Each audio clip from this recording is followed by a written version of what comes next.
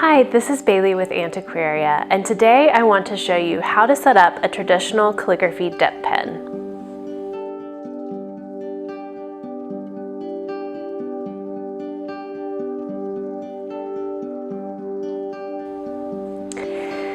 So this is a traditional calligraphy pen. So it's a dip pen that gets manually dipped into ink. It is a two-part process to get the calligraphy pen in place for you to write. You will first need a nib, which is this metal pointy object at the tip that actually creates the letters, and you will need the pen, which is actually the nib holder, so the staff and grip that you use to hold the nib. When nibs come from the manufacturer, they are not ready to write with. They have a protective coating on the metal that prevents them from rusting. So we first have to prep our nib. There are numerous ways that you can do this, and I'm going to tell you about the two most simple ways. First, I typically just put it in my mouth. I just suck on my nib. The saliva in your mouth will destroy that coating and will make it very quickly easy to write with. So you essentially just need to do that a couple of times and you will have a nib that's prepped and ready to go.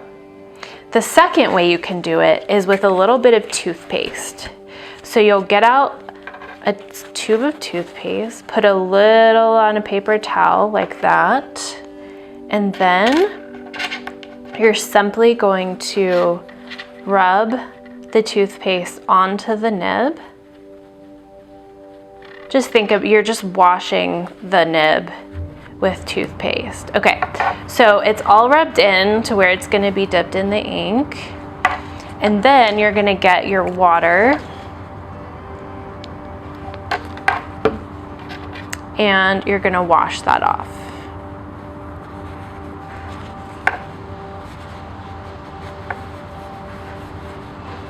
I typically just use my saliva because it's so easy as you're changing nibs, as you're practicing, or as you're addressing envelopes. You don't have to worry about pulling out additional supplies. But do what's comfortable for you. Obviously, both are supplies that we all have readily on hand. So then you will move forward with inserting the new nib into your pen. Okay, to set up our pen and our nib, we'll need to insert the nib into the pen, into the flange. So to do this, we're going to see where that is curved like the nib. We're going to push the nib into the flange like so. Now you'll see that it can go out the back as well. So that's a nice part of the brass flange, is that you can adjust the pen up and down because every nib is a different size. So once you have it inserted, you will want to make sure the nib is in alignment. Now, how do we do that? What we're gonna do is we're gonna imagine there is a laser shooting out from the center of our pen holder. So no matter how wide your pen holder is or what pen holder you have, just imagine there's a laser shooting out through the center of that. Okay, then on that laser, we want the nib tip to touch that center line. So this one I will push a little bit further out, like this, and it's just touching that center line. So once we have the nib in the pen like that, we are ready to go and dip our ink. When using a pen holder for the first time, they can have a really tight flange that makes inserting the nib really challenging. It's helpful in this situation to grasp the nib with a paper towel to protect your fingers from injury. You don't have to be too precious with the pen and nib. They're quite durable and shouldn't break. Okay, now we're ready to prep our ink and dip our pen. So ink oftentimes is fine straight out of the bottle, but other times as you practice, it will actually become more concentrated and need to be watered down a bit in order to continue being that color or the correct viscosity, which is kind of the viscosity of cream for a lot of inks. So I will add a little bit of water as I'm practicing and as the ink is evaporating. So just make note of that. It's especially important with Sumi ink. This is walnut ink, but for Sumi, it can be diluted up to 50% and still be true black. So I always add water each time I open the jar to practice. So when we dip the ink, we're going to dip our nib straight in, down, and back up. Now, the key here is that you never want to get the flange in the ink. That's not what we're going to do. We want the nib to be mostly covered and especially dip past the eye, which is this patterned piece right here. So we're dipping down, we shake off the excess, and then we're ready to write. So when I'm teaching beginners in person, I would say that the most challenging thing for each and every student is how they hold the pen. Because it's unlike holding a ballpoint pen or a pencil or anything that you're used to.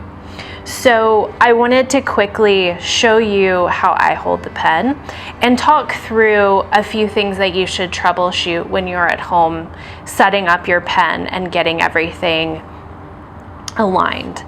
So first, I have my pen rest on my middle finger like this, and then I'm gripping with my forefinger and my thumb. I'm not choked up on the barrel right here, anything like this. I'm not touching the flange. I am holding it not super tightly so that I am comfortable when I'm writing. And I am kind of like laying my fingers to the side. So I'm resting everything on the side of my hand right here. So when I go to dip in the ink and write, I'm able to keep in that hand position and write. Now, I will say that the most challenging thing is making this feel comfortable, and it's not going to feel comfortable, and that's fine. So when I first started calligraphy 10 years ago, I held my pencil like this, so not how you're supposed to hold it, and I wrote like this. So when I started calligraphy, I actually held the pen like this for a while, probably 4 months, 6 months, until I was able to feel comfortable to switch to a proper hold where it's resting on my middle finger. So if you only feel comfortable holding it in whichever way you need to, that still is going to make our warm-up exercises and our lowercase letters. That's fine with me. It's really the result, but I just want you to know how to properly hold the pen. This is going to help, again, going back to being kind to our bodies, it's going to help your hand, your fingers, and your wrist to all be ergonomic in writing so that there's less strain. I hope you guys found that helpful in setting up your calligraphy pen. It's so important to set your tools up correctly from the beginning so that you can have success in writing. If you have questions for us, be sure to leave them in the comments below and we'll be happy to answer them.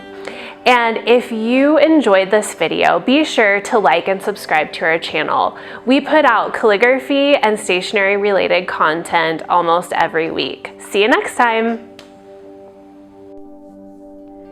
We would love for you to join us here each week, so don't forget to subscribe and turn on notifications so you can find out as soon as our next video drops.